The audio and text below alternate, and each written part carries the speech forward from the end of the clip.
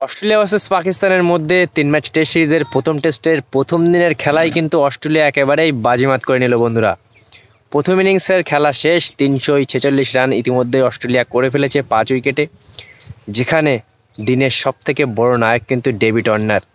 হ্যাঁ বন্ধুরা, সেই ডেভিড ওয়ার্নার যে ডেভিড ওয়ার্নারকে কিছুদিন আগে মিচেল জনসন বলেছিল যে অস্ট্রেলিয়ান টিমে তাকে রাখা উচিত না, কারণ সে অস্ট্রেলিয়ান টিমের সাথে বেইমানি করেছিল, 1 বছর নিষেধাজ্ঞা ছিল।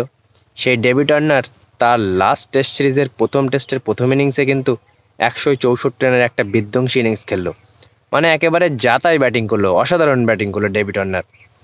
আর তার খেলা দেখে আজকে এটাই মনে হচ্ছিলো যে সে অবসর নিয়ে নেবে এই 3টে টেস্ট ম্যাচের পরে।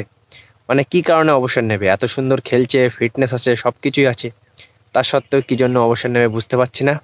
অসাধারণভাবে অস্ট্রেলিয়া প্রথম ইনিংসে খেললো, প্রথম দিনের প্রথম ইনিংস এটা খেললো। এখনও কিন্তু যেমনভাবে ব্যাটিং করছে 400-500 রানও করে দিতে পারে কালকে, মানে দ্বিতীয় দিনে প্রথম টেস্টের।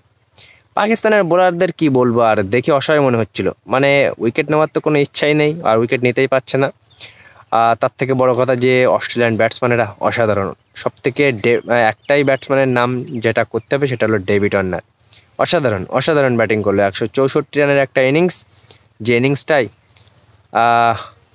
ব্যাটিং দেখে সত্যি মুগ্ধ। 37 বছর বয়সে ডেভিড ওয়ার্নার এখনও যে হিসেবে ব্যাটিং করে যাচ্ছে, তার অবসর নেওয়াটা কিন্তু উচিত হবে না। তোমাদের কি মনে হয় অবশ্যই জানাবে।